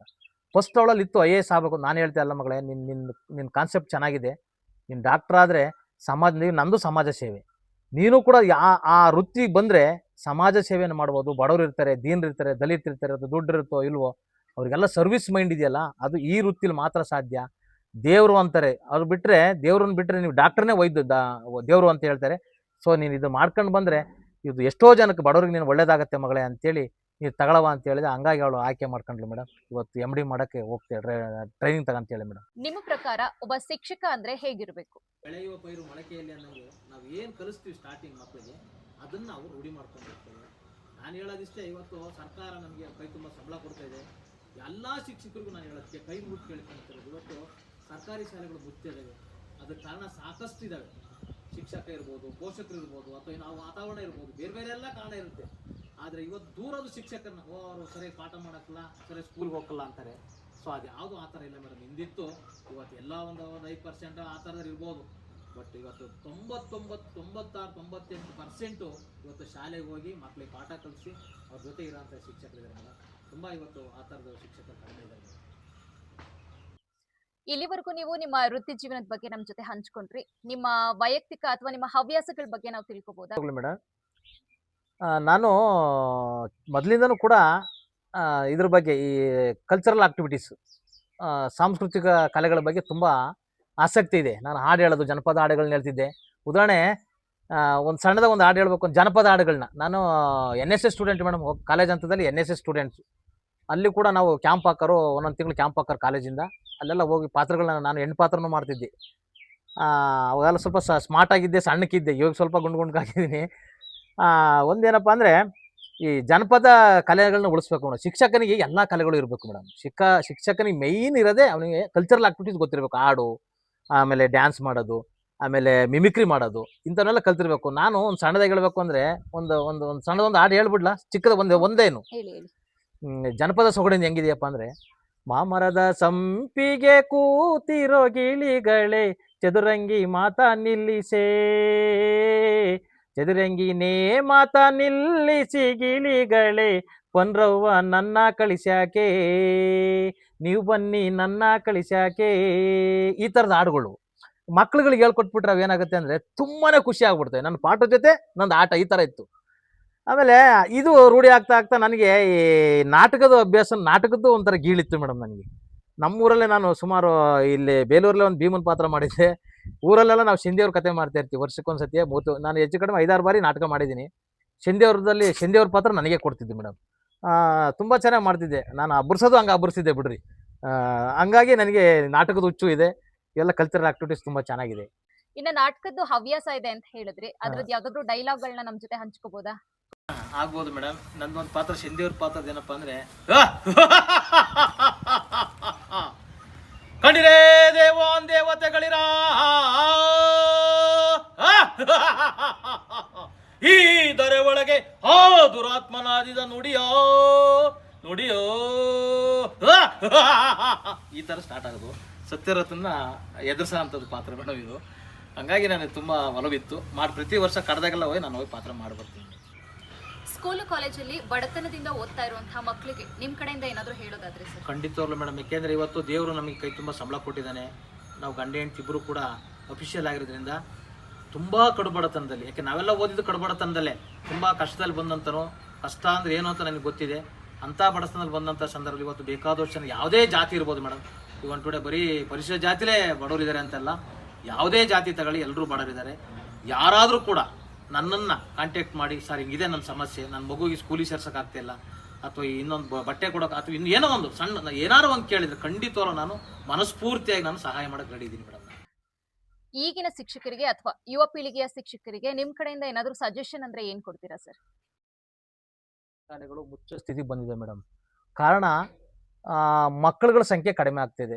ಕಾರಣ ಇಷ್ಟೇ, ಇವತ್ತು ಎಲ್ಲರೂ ಕೂಡ ದುಡಿಯೋ ಮೂಡಲ್ಲಿ ಮದುವೆ ಮಾಡ್ಕೊಂಡಂಥ ಸಂದರ್ಭದಲ್ಲಿ ಮಕ್ಕಳುಗಳ ಸಂಖ್ಯೆ ಕಡಿಮೆ ಆಗ್ತಿದೆ. ಮಾಡ್ಕೊಂಡ್ರೆ ಆಯಿತು ನಿಧಾನಕ್ಕೆ ಅಂತ ಹೇಳಿ ಬಂದಂಥ ಸಂದರ್ಭದಲ್ಲಿ ಸರ್ಕಾರಿ ಅದು ಒಂದು ಮನೆಗೆ ಹೋಗಿ ಒಂದು ಮಗು ಇರುತ್ತೆ ಹೈಯೆಸ್ಟು, ಅಥವಾ 2 ಮಕ್ಕಳು. ಇಂಥ ಮಕ್ಕಳು ಏನು ಮಾಡಿದ್ರೆ ಇವತ್ತೆಲ್ಲರೂ ಕೂಡ ಇಂಗ್ಲೀಷ್ ವ್ಯಾಮೋಹಕ್ಕೆ ಬಿದ್ದುಬಿಟ್ಟು ಖಾಸಗಿ ಶಾಲೆಗಳಿಗೆ ಬಿದ್ದು ಯಾವುದೇ ಕೊರತೆ ಇಲ್ಲ ಮೇಡಮ್. ಸರ್ಕಾರಿ ಶಾಲೆಯಲ್ಲಿ ಪ್ರತಿಯೊಂದು ಇದೆ. ಇವತ್ತು ಸ್ಪೋರ್ಟ್ಸ್ ಮೆಟೀರಿಯಲಿಂದ ಹಿಡಿದು, ಗ್ರಂಥಾಲಯದಿಂದ ಹಿಡಿದು ಎಲ್ಲ ಥರದ ಕನ್ವೀನಿಯಂಟ್, ಬಿಸಿ ಊಟ, ಮಗುವಿಗೆ ಬರೋಕ್ಕೆ 1,000 ರೂಪಾಯಿ, ಹೆಣ್ಣು ಮಗು 1,000 ರೂಪಾಯಿ, ತಿಂಗಳ 1,000 ದುಡ್ಡು ಕೊಡ್ತಾರೆ. ಎಲ್ಲ ಥರದ ಕನ್ವೀನಿಯಂಟ್ ಇದ್ದು, ನಾನು ಹೇಳೋದಿಷ್ಟೇ ನನ್ನ ಸ್ನೇಹಿತರು, ನನ್ನ ಶಿಕ್ಷಕ ಬಂಧುಗಳಿಗೆ, ಈಗ ಬರೋ ಅಂಥ ಕಿರಿಯ ಶಿಕ್ಷಕ ಬಂಧುಗಳಿಗೆ ಏನು ಹೇಳ್ತೀನಪ್ಪ ಅಂದರೆ, ನಾವು ಇವತ್ತು ಶಿಕ್ಷಕ ವೃತ್ತಿಯನ್ನು ಆಯ್ಕೆ ಮಾಡಿ ಬಂದಿದ್ದೀವಿ. ಇವತ್ತು ಸರ್ಕಾರದಲ್ಲ, ನಾವು ಮಕ್ಕಳ ಋಣದಲ್ಲಿ ನಾವು ಇರ್ತೀವಿ. ಇವತ್ತು ಸರ್ಕಾರಿ ಶಾಲೆ ಉಳಿಬೇಕು ಅಂದರೆ ನಾವು ಓದಂಥ ಬೆಳಗ್ಗೆ 10 ಗಂಟೆಗೆ 9:30ಗೆ ಶಾಲೆಗೆ ಹೋಗಿ ಸಂಜೆ 4:15 ತನಕ ಶಾಲೆಲಿದ್ದು ಆ ಮಕ್ಕಳನ್ನ, ಆ ಪರಿಸರವನ್ನು ಅರ್ಥ ಮಾಡ್ಕೊಂಡು ಆ ಮಕ್ಕಳ ಜೊತೆ ನಾವಿದ್ದು ಆ ಮಕ್ಕಳಿಗೆ ಏನು ಬೇಕು ಅನ್ನೋದನ್ನು ನಾವು ಕೊಟ್ಟು ದಾನ ಮಾಡಿದ್ದೇ ಆದರೆ ಮೇಡಮ್ ಖಂಡಿತವಾಗ್ಲೂ ಶಾಲೆಗಳು ಉಳ್ಕೊಂತವೆ. ಆ ಕೆಲಸವನ್ನು ಇವಾಗ ಬಂದಿರೋ ನನ್ನ ಶಿಕ್ಷಕ ಬಂಧುಗಳು ಅದನ್ನು ಮಾಡ್ತಾರೆ, ಸರ್ಕಾರಿ ಶಾಲೆಗಳು ಉಳಿಸ್ತಾರೆ ಅಂತೇಳಿ ನಾನು ಅವರಲ್ಲಿ ಪ್ರಾರ್ಥಿಸಿ ನನ್ನ 2 ಮಾತು ಮುಗಿಸ್ತೀನಿ ಮೇಡಮ್. ಸರ್ಕಾರಿ ಶಾಲೆ ಉಳಿಬೇಕು ಅಂದ್ರೆ ನಮ್ಮ ಶಿಕ್ಷಕರದು ಎಷ್ಟು ಪಾತ್ರ ಇರುತ್ತೋ ಅಷ್ಟೇ ಪಾತ್ರ SDMC ಅವ್ರದ್ದು ಕೂಡ ಇರುತ್ತೆ. ಅದ್ರ ಬಗ್ಗೆ ನೀವು ಮಾತಾಡೋದಾದ್ರೆ ಸರ್?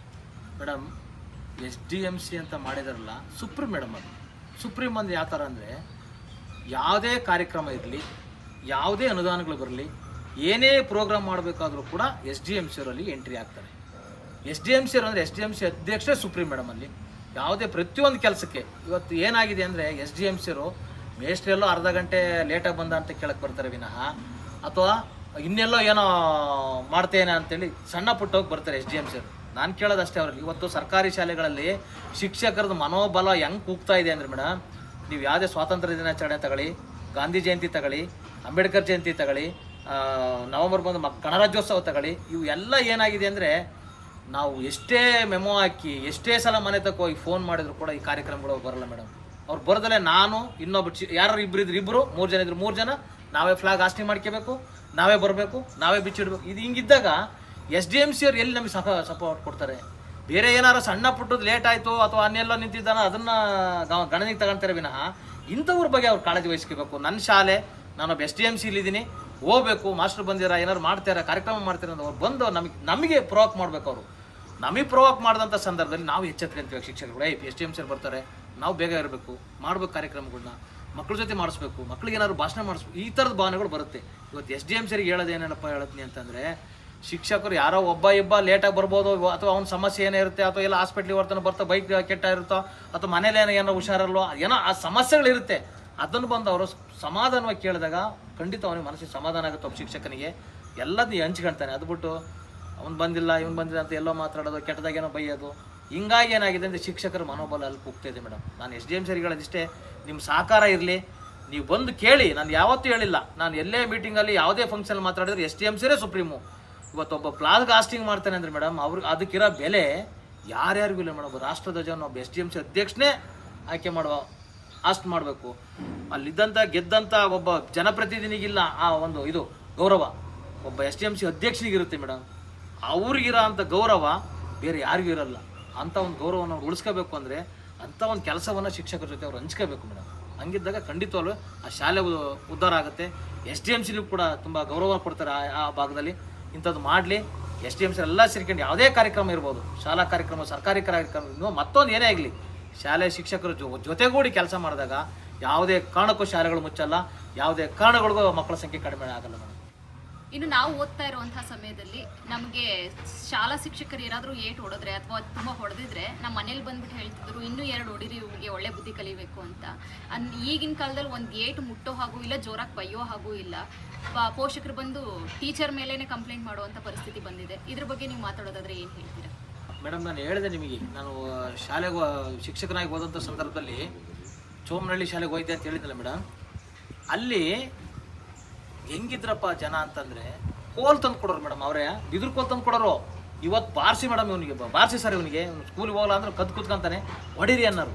ನಾನು ಹುಡ್ಕೊಂಡು ಕೈಲಿ ಕೋಲ್ ಹಿಡ್ಕೊಂಡು ಹೋಗಿ ಬಂದು ಮಕ್ಕಳು ಇವತ್ತು ಅವು ಹೇಳ್ತಾವೆ, ಗೆದ್ದು ಎಲ್ಲ ಹೋಗಿರೋವಂಥವು ಕೆಲಸ ಸೇರ್ಕೊಂಡ್ರು ಪೊಲೀಸ್ನವ್ರು ಇದಾರಲ್ಲ, ಅವು ಹೇಳ್ತಾವೆ ಯಾವ್ದಾರು ಕಾರ್ಯಕ್ರಮ ಕರೆಸ್ತಾರೆ ಮೇಡಮ್ ನನ್ನ. ಸರ್ ನೀವು ಅವತ್ತು ಹೊಡಿತಿದ್ರು, ಒಂದೊಂದು ವಧೆ ಇವತ್ತು 1 ಲಕ್ಷ ಸರ್ ನಮಗೆ ಅಂತ. ಅಂದರೆ ಅವತ್ತಿನ ವಧೆಗಳು ಅವ್ರನ್ನ ಮನುಷ್ಯರು ಮಾಡಿದ್ದಾರೆ, ದುಡಿಬೇಕು ಅನ್ನೋ ಒಂದು ಇತ್ತಂದು ಕೊಟ್ಟಿದೆ. ಇವತ್ತು ಸರ್ಕಾರನೇ ಆದೇಶ ಮಾಡಿದೆ ಮೇಡಮ್, ಟೇಬಲ್ ಮೇಲೆ ಕೋಲ್ ಇಟ್ಕೊಳಂಗಿಲ್ಲ. ಆಮೇಲೆ ಇನ್ನೊಂದು ಹೇಳ್ಬಿಡ್ತೀನಿ, ನಾನು ಶಿಕ್ಷಕನಾಗಿ ಮಾಧ್ಯಮ ಜೊತೆ ಮಾತಾಡ್ತೀನಿ. ಇವತ್ತು ಪೋಕ್ಸೋ ಕಾಯ್ದೆ ಅನ್ನೋದೊಂದು ಬಂದ್ಬಿಟ್ಟಿದೆ. ಅದು ಹೆಂಗಪ್ಪ ಬಂದಿದೆ, ಅದು ಹೆಂಗೆ ಬಂತು ಅಂದರೆ, ಗುಡ್ ಟಚ್ಚು ಬ್ಯಾಡ್ ಟಚ್ಚು ಅಂತೇಳಿ ಮೇಡಮ್. 2 ಮಕ್ಕಳುಗಳಿಗೆ ಗುಡ್ ಟಚ್ ಯಾವುದು, ಬ್ಯಾಡ್ ಟಚ್ ಯಾವುದು ಅನ್ನೋದು ಮನವರಿಕೆ ಮಾಡಿಕೊಡ್ಬೇಕು. ಕೆಲವೊಂದು ಕಡೆ ಅದನ್ನು ಅಪಾರ್ಥ ತಿಳ್ಕೊಬಿಟ್ಟು, ಈಗ ಅದನ್ನು ಹೇಳಿದ್ದಾನೆ SDMC ಅಂತ, ಅವನ ಮೇಲೆ ಯಾವ್ದಾರು ಒಂದು ಸಿಟ್ಟಿತ್ತೋ, ಅಥವಾ ಅವರು ಲೇಡಿ ಟೀಚರ್ ಮೇಲೆ ಯಾರು ಸಿಟ್ಟಿತ್ತೋ, ಬೇರೆ ಕಾರಣ ತಗೊಬಂದು ಅಲ್ಲಿಗೆ ಹಾಕ್ಬಿಡೋದು, ಅದನ್ನು ಆ ಮಗು ಹೇಳ್ಕೊಡೋದು. ಇಂಥವು ಎಷ್ಟೋ ಕೇಸ್ ಆಗಿದೆ ಮೇಡಮ್. ನಾನು ನೋಡಿದ್ದೀನಿ, ಪೇಪರ್ಲ್ಲಿ ಓದಿನಿ. ಕೊನೆಗೆ SDMC ತಪ್ಪು ಒಪ್ಕೊಂಡಿದ್ದಾರೆ. ನಾನು ಯಾರೋ ಹೇಳ್ಕೊಟ್ರು. ಇಲ್ಲಿ ಮೊನ್ನೆ ನಮ್ಮ ಬೇಲೂರು ತಾಲೂಕಲ್ಲಿ ಯಾವುದೋ ಒಂದು ಆಗಿತ್ತು, ಮಗಳಿಗೆ ಹೇಳ್ಕೊಟ್ಟು ಮೇಷ್ಟ್ರು ಮುಟ್ಟಿದ್ರು ಅಂತೇಳಿ ಪೇಪರ್ಲೆಲ್ಲ ಬಂದು ದೊಡ್ಡ ಇಶ್ಯೂ ಆಗಿ ಕೊನೆಗೆ ಹೋಗಿ ಎಲ್ಲ ಕೇಳಿದಂಥ ಸಂದರ್ಭದಲ್ಲಿ ಅವನೇ ಹೇಳಿದಾನೆ, ಇಲ್ಲ ನನಗೆ ಬೇರೆಲ್ಲ ಹೇಳ್ಕೊಟ್ಟಿಂಗ್ ಮಾಡಿಸ್ಬಿಟ್ರು, ಮಾಸ್ಟ್ರು ಅಂತಾರಲ್ಲ ಒಳ್ಳೆ ಮಾಸ್ಟ್ರು ಅಂತ. ಸೊ ಇದು ಏನಾಗಿದೆ ಅಂದರೆ, ಇವತ್ತು ಶಿಕ್ಷಕ ಹೆಂಗಿದ್ರು ಕಷ್ಟ ಆಗಿದೆ ಮೇಡಮ್. ಒಳ್ಳೆ ಬಟ್ಟೆ ಹಾಕ್ಕೊಂಡು ಹೋಗಿಲ್ಲ, ನೀಟಾಗಿ ಬೈಕಲ್ಲಿ ಅಥವಾ ಕಾರಲ್ಲಿ ಹೋಗಿ, ಯಾಕೆಂದರೆ ಅದು ಅವ್ರಿಗೆ ನೋಡುವವ್ರಿಗೆ ಕಣ್ಗಿಚ್ಚಾಗಿರುತ್ತೆ. ಇವನು ಏನು ಹಿಂಗೆ ತಿರುಗ್ತಾನೆ, ಏನೋ ಹಿಂಗೆ ಮಾಡ್ತಾನೆ. ಅದು ಏನಾಗಿದೆ ಅಂದರೆ ಬೇರೆ ಥರಕ್ಕೆ ಹೋಗ್ಬಿಟ್ಟಿದೆ ಮೆಸೇಜು. ಸೊ ಹಂಗಿದ್ದಾಗ ನಾವೇನು ಮಾಡಬೇಕು, ಯಾವುದೇ ಕಾರಣಕ್ಕೂ ಟೇಬಲ್ ಮೇಲೆ ಸರ್ಕಾರನೇ ಹೇಳಿದ್ದೆ ಕೋಲ್ ಇಟ್ಕೊಳಂಗಿಲ್ಲ. ಮಗು ನಲಿ ಕಲಿ ಬಂದಾಗ ಮಲಿಕೆಂದು ಕಲಿಯುತ್ತೋ, ಕುತ್ಕೊಂಡ್ ಕಲಿಯುತ್ತೋ, ಅದು ಆಟ ಆಡಿಕೆಂದೇ ಕಲಿಬೇಕು ಮಗು. ಅದೇನಾಗಿದೆ, ಮಗುವಿಗೆ ಹೆದರಿಕೆ ಭಯದಲ್ಲಿ ಕಲಿಯಂಗಿಲ್ಲ ಅಂತೇಳಿ ಸರ್ಕಾರ ಆದೇಶ ಮಾಡಿರೋದು.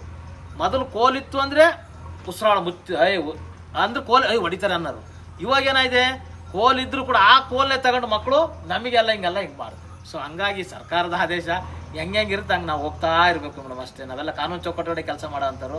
ನಾವು ಕಾಯ್ದೆ ಮಾಡಿರಲ್ಲ, ಎಲ್ಲೋ ಕೂತ್ಕೊಂಡು ಕಾಯ್ದೆ ಮಾಡ್ತಾರೆ, ಕಾನೂನು ಮಾಡ್ತಾರೆ, ನಾವು ಪಾಲನೆ ಮಾಡ್ಬೇಕಷ್ಟೇ ಮೇಡಮ್. ಇನ್ನು ಸರ್ಕಾರಿ ಶಾಲೆಗೆ ಬಂದರೆ ನಮ್ಮ ಸರ್ಕಾರಿ ಶಾಲೆಯ ಮಕ್ಕಳಿಗೆ ಯಾವ್ಯಾವ ರೀತಿಯಾದಂತಹ ಸವಲತ್ತುಗಳು ಪಡಿಬೋದು ಅವರು ಅಂತ ತಿಳ್ಕೊಬೋದಾ? ಸರ್ಕಾರಿ ಶಾಲೆ ಅಂದರೆ ಮೇಡಮ್, ನನಗೆ ನಿಜವೂ ಹೆಮ್ಮೆ ಇದೆ.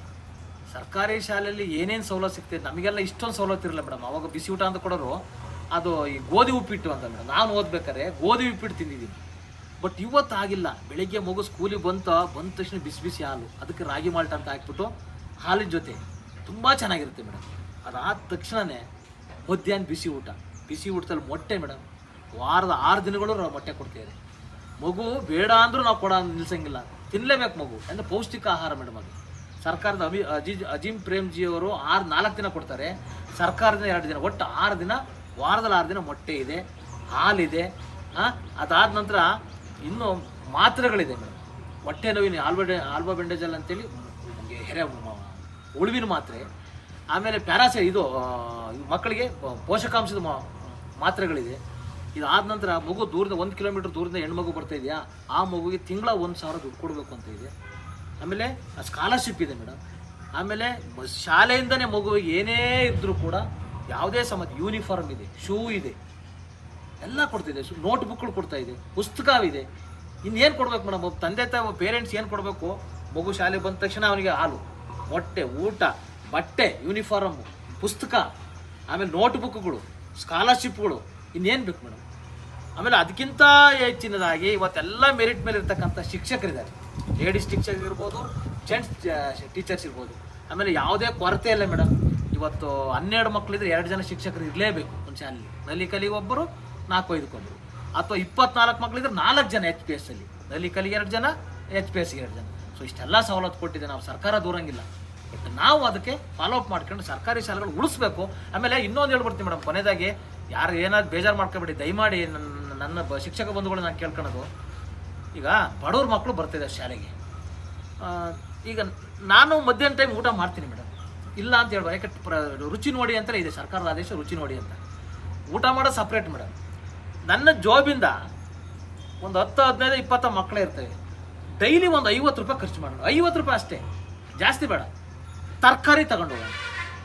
ಆ ತರಕಾರಿ ತಗೊಂಡು ಮಕ್ಕಳ ಜೊತೆ ಕೂತ ನಾವು ಊಟ ಮಾಡ್ತಾಯಿದ್ರೆ, ಸರ್ಕಾರ ಬೇಳೆ ಕೊಡುತ್ತೆ, ಉಪ್ಪು ಕೊಡುತ್ತೆ, ಅಕ್ಕಿ ಕೊಡುತ್ತೆ, ಗೋಧಿ ಕೊಡುತ್ತೆ, ಎಣ್ಣೆ ಕೊಡುತ್ತೆ, ಉಪ್ಪು ಕೊಡುತ್ತೆ, ಅದು ಬೇರೆ ವಿಚಾರ. ಬಟ್ ಅದ್ರ ಜೊತೆ ತರಕಾರಿ ಅಂದರೆ ನಾವು ಶಾಲಾವನದಲ್ಲಿ ಬೆಳೆಸಿ ಅಂತ ಇದೆ. ಈ ಬೇಸಿಗೆ ಕಾಲದಲ್ಲಿ ಜಾಗಿಲ್ದೇ ಇದ್ದಂಥ ಟೈಮಲ್ಲಿ ಬೆಳೆಸೋಕ್ಕಾಗಲ್ಲ. ಈಗ ನಾನು ಹೇಳ್ತಿರೋದು ಅದು ಹೊರತುಪಡಿಸಿ ನಾನೊಬ್ಬ ಶಿಕ್ಷಕನಾಗಿ ನಾನು ಶಾಲೆಗೆ ಏನು ಕೊಡ್ತಾಯಿದ್ದೀನಿ, ಮಕ್ಕಳಿಗೆ ಏನು ಕೊಡ್ತಾಯಿದ್ದೀನಿ ಅನ್ನೋದಾದರೆ, ನನ್ನ ಪ್ಯಾಕೆಟ್ ನಾನು ದೇವರಾಣೆಗೂ ಮೇಡಮ್ ನಾನು ಹೇಳ್ತೀನಿ, ನನ್ನ ಜೋಬಿಂದ ಡೈಲಿ 100 ರೂಪಾಯಿ ಖರ್ಚು ಮಾಡ್ಕೊಂಡು ಹೋಗ್ತೀನಿ ಮೇಡಮ್. ಡೈಲಿ 100 ರೂಪಾಯಿ ಖರ್ಚು ಮಾಡ್ತೀನಿ ಮಕ್ಕಳಿಗೆ. ಅದು ನನ್ನ ಸ್ವಾರ್ಥ ಅಂತಲ್ಲ, ಏನೋ ಮಕ್ಕಳಿಗೆ ಸರ್ಕಾರದ ಇವತ್ತು ನಮ್ಮನ್ನು ಚೆನ್ನಾಗಿಟ್ಟಿದೆ, ನಾವು ಅವರಿಂದ ಅನ್ನ ತಿಂತಿದ್ದೀನಿ, ನಾನು ಯಾಕೆ ಅವಕ್ಕೊಂದು 50-100 ರೂಪಾಯಿ ಖರ್ಚು ಮಾಡಬಾರ್ದು? ಸೊ ಈ ಭಾವನೆಯಲ್ಲಿ ನಾನು 26 ವರ್ಷ ಸರ್ವಿಸ್ ಮಾಡಿದ್ದೀನಿ ಮೇಡಮ್. ಮುಂದೆ ಹೆಂಗೆ ದೇವ್ರು ನೋಡೋಣ, ಇನ್ನು 7 ವರ್ಷ ಸರ್ವಿಸ್ ಇದೆ. ಏನಾದರೂ ಈಗ ಅಲ್ಲಿಂದ ಚೌಮನಹಳ್ಳಿಯಿಂದ ಈಗ ಹುಲ್ಗುಂಡಿ ಇದಕ್ಕೆ ಬಂದೀನಿ, ಆಂದೆಲೆಗೆ ಬಂದೀನಿ. ಅಲ್ಲಿ HPS 50 ಮಕ್ಕಳಿದೆ. ಸೊ ನೋಡೋಣ, ಅಲ್ಲಿ ಏನಾರು ಒಂದು ಬದಲಾವಣೆ ಮಾಡಿ ನಮ್ಮ ಸ್ನೇಹಿತರನ್ನ ಕರೆಸ್ಕೊಂಡು ಶಾಲೆಯಲ್ಲಿ ಒಂದು ಕಾರ್ಯಕ್ರಮ ಮಾಡಿ ಆ ಶಾಲೆನೂ ಕೂಡ ಮುಂಚೂಣಿ ಥರನ ತಾಲೂಕಲ್ಲಿ ಅಂತ ನಾನು ಅಂದ್ಕೊಂಡಿದ್ದೀನಿ ಮೇಡಮ್. ನೋಡೋಣ ಹೆಂಗೆಂಗತ್ತೆಲ್ಲ. ಇನ್ನು ಇಷ್ಟು ನಿಮ್ಮ ವೈಯಕ್ತಿಕ ಮತ್ತೆ ವೃತ್ತಿ ಜೀವನದಲ್ಲಿ ನೀವು ಧನ್ಯವಾದಗಳನ್ನ ತಿಳಿಸಬಹುದು ಅಂದ್ರೆ ಯಾರಿಗೆಲ್ಲ ತಿಳಿಸೋದು ಇಷ್ಟಪಡ್ತೀರಾ ನಮ್ಮ ವಾಹಿನಿಯ ಮೂಲಕ? ನಾನು ಶಿಕ್ಷಕನಾಗಿ ಹೋದಂಥ ಸಂದರ್ಭದಲ್ಲಿ ನನ್ನ ಜೊತೆ ಇದ್ದಂಥ ಸೋಮಶೇಖರ್ ಅಂತೇಳಿ ಮೇಡಮ್, ಅವರಿಗೂ ಕೂಡ ಧನ್ಯವಾದನ ಹೇಳ್ತೀನಿ. ಅದಾದ ನಂತರ ಅಲ್ಲಿ ಮುಗಿಸ್ಕೊಂಡು ನಾನು ಮಲ್ಲಿಕಾರ್ಜುನಪುರ ಶಾಲೆಗೆ ಬಂದೆ, CRP BRP ಮುಗಿಸ್ಕೊಂಡು.